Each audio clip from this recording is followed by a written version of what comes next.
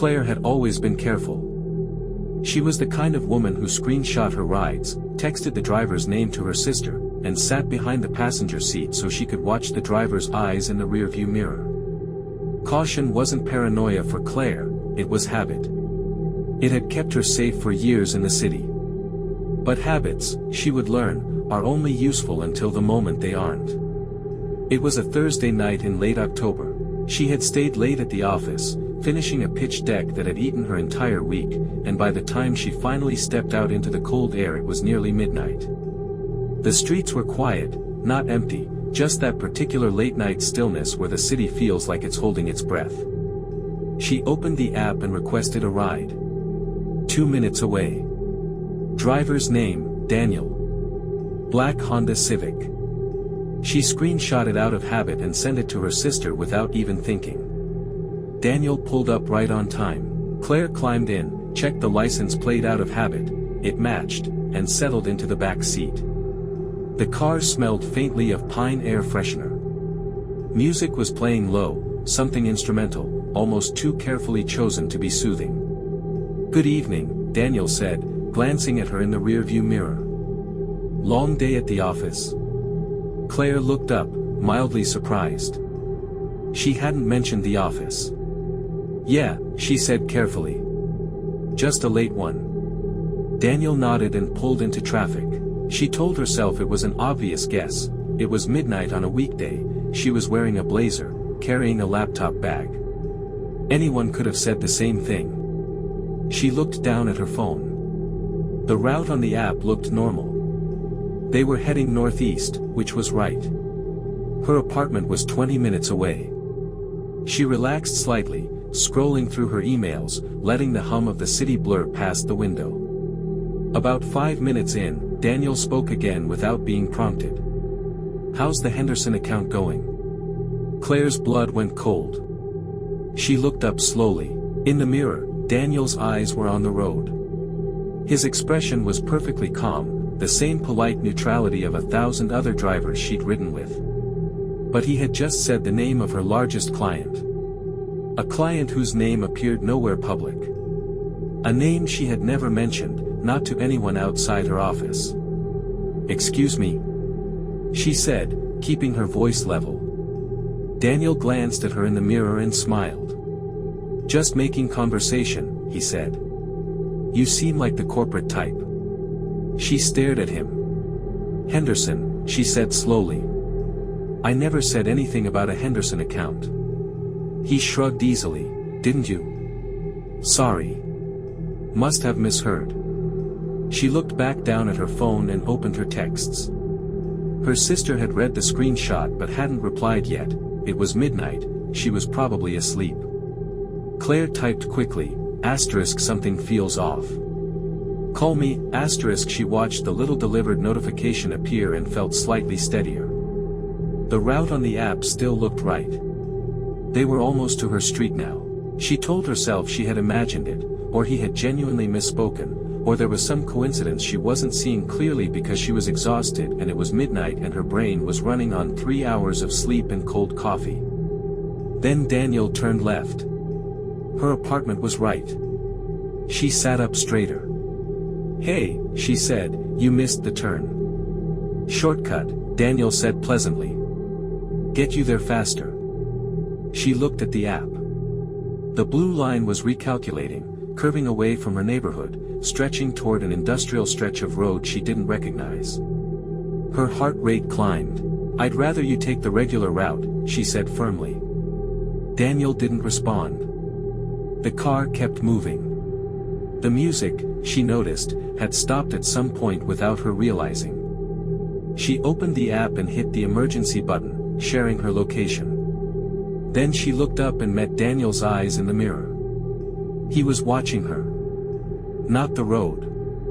Her. His expression had changed, the polite neutrality was gone, replaced by something unreadable and patient, like a man who had all the time in the world. "I know where you live, Claire," he said quietly. "I know about the Henderson account. I know about your sister. I've been watching for a while." The car slowed to a stop at a red light. Claire didn't wait. She grabbed her bag, threw open the door, and ran. She didn't look back, didn't stop until she was inside a lit convenience store 2 blocks away, her hands shaking so hard she could barely hold her phone. The police came within minutes. They found the car parked 2 streets over, empty, engine still running. Daniel was never identified. The account he had registered the rideshare with belonged to a man who had been reported missing 6 weeks earlier. Claire deleted the app that night and never used a rideshare service again. But the worst part, the part she still can't explain, the part that keeps her awake on quiet nights, is that when the police reviewed the app records, the ride had been cancelled at the moment she requested it. According to the system, no driver named Daniel had ever accepted her trip. According to the app, she had never gotten into a car at all. Marcus had just wanted to get home. It had been one of those days that grinds a person down to nothing, a missed meeting, a flooded inbox, a commute that stretched a 20-minute ride into an hour and a half. By the time his evening plans finally wrapped up, it was past 11 and all he wanted was his couch, his television, and something cold from the fridge. He opened the rideshare app standing outside a bar where his friends were still inside, warm and laughing, and he almost went back in. He almost stayed. He didn't. Driver's name, Sarah. Silver Toyota Camry. 4 minutes away. He watched the little car icon on the map crawl toward him through the grid of city streets. 4 minutes became 3. 3 became 2. He stepped toward the curb. Then it stopped. The icon sat still at the end of the block, unmoving. Marcus frowned and waited. 1 minute passed, then 2. He checked the app, still listed as arriving, 2 minutes away, the same distance it had been for the past 3 minutes. He looked down the street. A silver car sat idling at the far corner, its headlights on. That had to be her. He walked toward it. As he got closer he could see the silhouette of a driver behind the wheel, a woman, her face turned slightly away. He checked the plate, it matched. He knocked on the window. The woman turned. She looked normal enough, mid-30s, tired eyes, the same expression of polite readiness he had seen on 100 drivers. She unlocked the doors and he climbed in. "Sorry about the wait," she said. "Traffic was weird tonight." Marcus settled in. "No problem," he said. "Just heading home, you've got the address." She nodded and pulled away from the curb. He leaned his head back and closed his eyes, grateful for the quiet. The car was warm. Sarah didn't try to make conversation, which he appreciated. The streets slid by. He was almost dozing when his phone buzzed. A notification from the rideshare app: "Your driver Sarah is arriving now." Marcus opened his eyes. He looked at the app. The little car icon was back at the bar where he had been standing. Moving toward it. As if the ride had just started. As if he had just been matched. He sat up slowly and looked at the back of the driver's head. Same silver car. Same plate. He had checked, but the app was telling him Sarah was still minutes away, was still, right now, on her way to pick him up. He typed into the app quickly, *, "Are you my driver? The app says you haven't started the trip yet, *.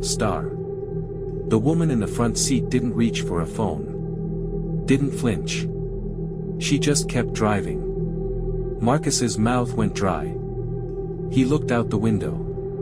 They were deep into a residential area he didn't recognize, the streets darker and narrower than they should have been for this part of the city. He tried to pull up the map but his GPS was spinning, unable to locate him. He kept his voice steady. "Hey, can you pull over for a second? I think there's something wrong with the app." The driver's eyes found his in the rearview mirror. She smiled, and it was the smile that frightened him most, not because it was threatening but because it was familiar, the way a smile is familiar when it belongs to someone who knows you. "Almost there," she said softly. "You've been going the wrong way for a long time, Marcus. I'm just taking you where you're supposed to be." He threw open the door of the still-moving car. He hit the road hard, rolled, came up scraped and winded on a curb he didn't recognize. The car didn't stop. It didn't accelerate either.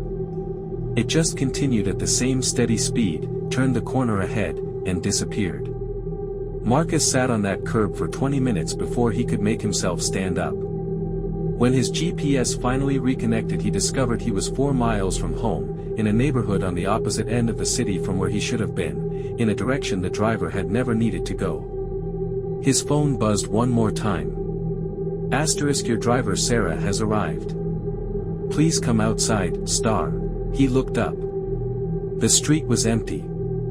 He called a friend, stayed on the phone the entire walk home, and didn't sleep until sunrise. When he reported the incident, the app showed no record of a driver named Sarah ever being assigned to him that night.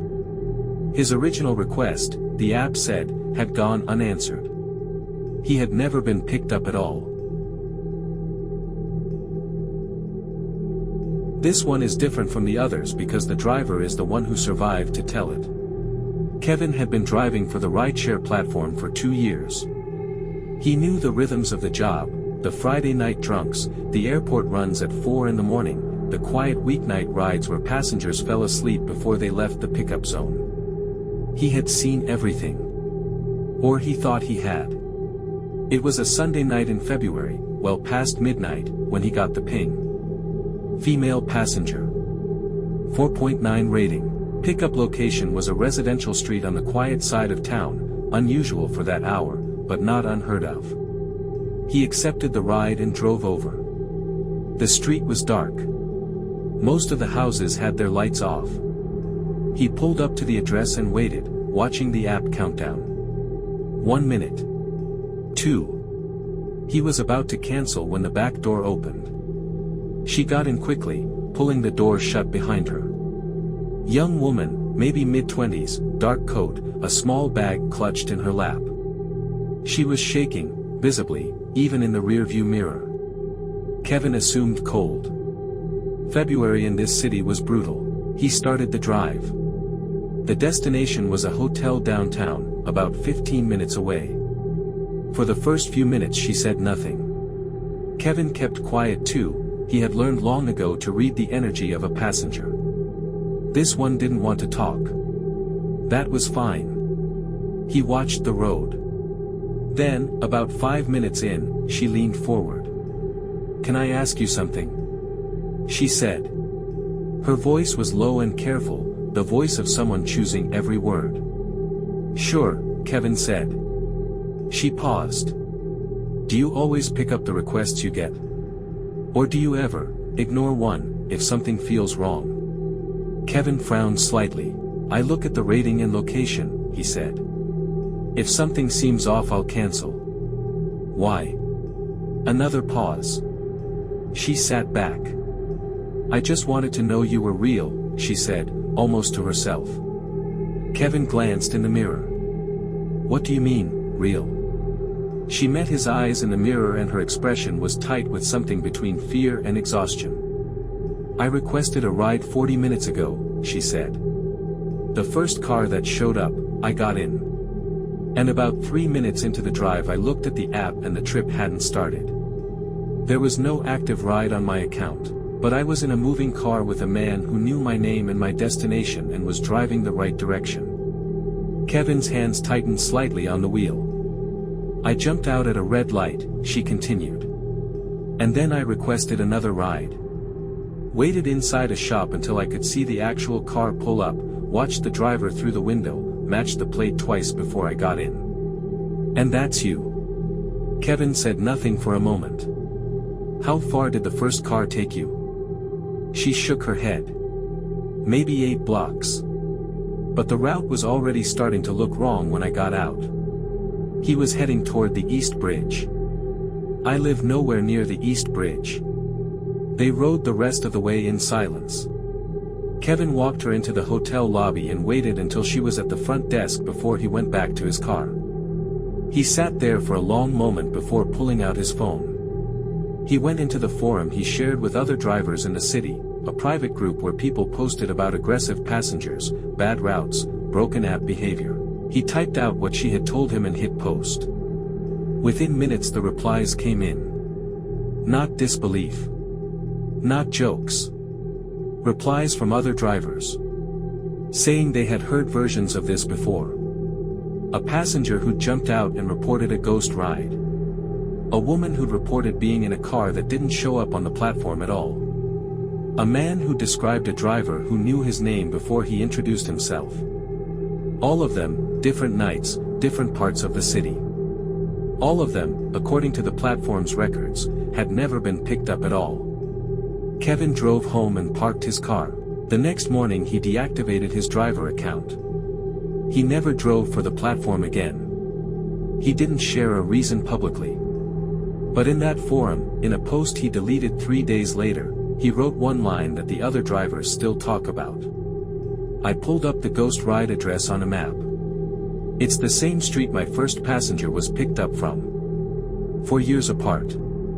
Different passengers. Same house. The ride request came in at 2:17 in the morning. Driver Hannah almost ignored it. She had been about to log off for the night, her back hurt, she had driven 11 hours, and the thought of her bed was the only thing keeping her functional. But the pickup was close, barely 2 blocks away, and the drop-off was only a short distance across town. One last ride. She accepted it. The passenger's name was Lily.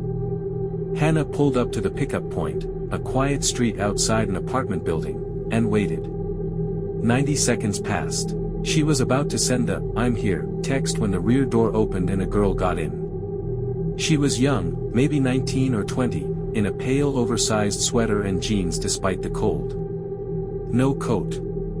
She sat close to the door, her arms wrapped around herself, and stared out the window without saying anything. Hannah confirmed the destination. All good? The girl nodded without looking at her. Her face in the mirror looked blank, drained, the kind of exhausted that goes deeper than sleep deprivation. They drove. The city was quiet at this hour, the lights amber and diffused through the windows. Hannah kept glancing in the mirror. She had a daughter at home, 13 years old.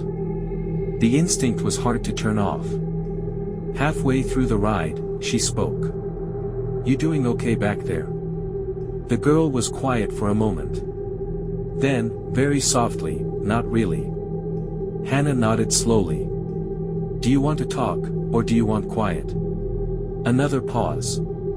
Quiet, I think. But thank you for asking. The sincerity of it, the smallness of it, made something tighten in Hannah's chest. They drove the rest of the way in silence, but it was a different kind of silence now, something more careful. When they pulled up to the destination, Hannah put the car in park and turned around. The back seat was empty. Hannah blinked. She looked at the door, it was closed, hadn't opened. She looked at the windows, both up. She turned on the interior light. The back seat was completely empty, and there was nothing where Lily had been sitting. No warmth on the seat. No imprint on the upholstery. Nothing. Hannah sat there in the yellow glow of her interior light and tried to think clearly. She was tired, exhausted, probably hallucinating. She would go home and sleep, and in the morning this would make sense. She went to end the trip on her app. But the app showed the ride as still in progress. Lily had not been dropped off. The destination pin was still active. Hannah looked at the address she had pulled up to. A small house, dark windows, a single light on over the front door. On impulse, she couldn't explain it now, couldn't explain what made her do it, she got out of the car and knocked. A woman answered. Mid-40s, bathrobe, eyes swollen like she had been crying for hours. She stared at Hannah. I'm sorry to knock so late, Hannah said. I had a passenger, a young woman, Lily. The woman's face crumpled.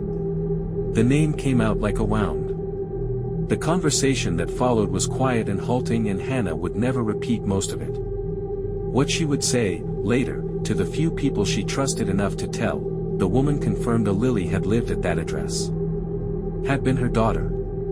Had, the previous year on a night in February, gone out and never come home. The rideshare account the ride had been requested from still showed as active on the platform. Hannah reported it. The platform deactivated it within 48 hours without explanation. Hannah still drives. She still takes late-night rides because the money is better and she has a daughter to look after. But she keeps a photograph now on her dashboard, not a religious icon, not a good luck charm. Just a photograph of her daughter, sleeping, safe at home. Every time she picks up a girl alone late at night, she asks the same question. "You doing okay back there?" She hasn't gotten an answer like that one since. But she watches the mirror more carefully now. Just in case. Nobody remembers exactly when the disappearances started. That's the thing about a pattern. You only see it from a distance, once enough pieces have accumulated that someone finally steps back and notices the shape. By the time anyone noticed the shape, there were already 6 of them. 6 women. 6 different nights across 8 months. All of them had opened the same app. All of them had requested a late-night ride home. All of them had been matched with a driver, different names each time, different vehicles, different profile photos, and all of them had messaged a friend or family member in the minutes after getting in to say they were on their way. None of them arrived. The platform had no record of any of those rides being completed. In 3 cases it had no record of the rides being accepted at all, as though the women had requested a car, the request had hung unanswered, and they had never been picked up. And yet each of them had sent that same message. Asterisk in the car. Home soon, star. Investigators noticed one more thing, almost by accident. In each case, the pickup location, the last confirmed position of each woman, was within a half-mile radius of the same intersection. Different streets. But the same radius. As if something was centered there, waiting in the dark at the heart of that grid, pulling them in one by one. The cases went cold. The platform issued statements. Safety features were updated. The story moved from the front page to the third and then disappeared entirely, the way stories do. But Rachel knew about it. She had read every article, followed every thread, because the third woman on that list had been her college roommate. Her name was Diane. She had been 26 years old and had made excellent pasta and had laughed too loudly at her own jokes and had messaged Rachel the night she disappeared to say she was heading home from a work event and would call in the morning. She never called.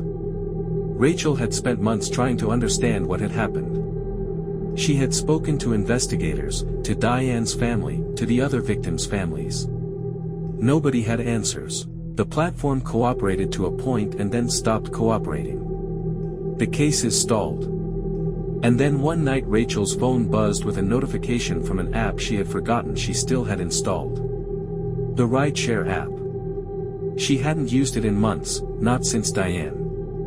But somehow, she would swear she had never re-enabled notifications. It lit up. "Your ride is here." Rachel looked at the notification. She had not requested a ride. She looked at the app. It showed a driver outside her building. Name, listed. Vehicle, listed. A black sedan, idling at the curb. She went to the window and looked down. There was a black car parked below. She couldn't see the driver from that angle. Her phone buzzed again. Asterisk, your driver is waiting. Please come down, star. Rachel stood at that window for a long time. Her hand hovered over her phone. She thought about Diane. She thought about the intersection at the center of that half-mile radius, 2 blocks from where she was standing. She didn't go down. She called the police instead. By the time they arrived, the car was gone. The app, when the officers looked at it, showed no record of a ride request or a driver assignment. The notification had vanished from her phone as though it had never existed. The cases are still open. The radius on the map is still a radius. And every night, in that city, women open that app and request rides home, watching the little car icon move toward them through the grid, counting down the minutes, checking the plate, doing everything right. Most of them arrive safely. Most of them.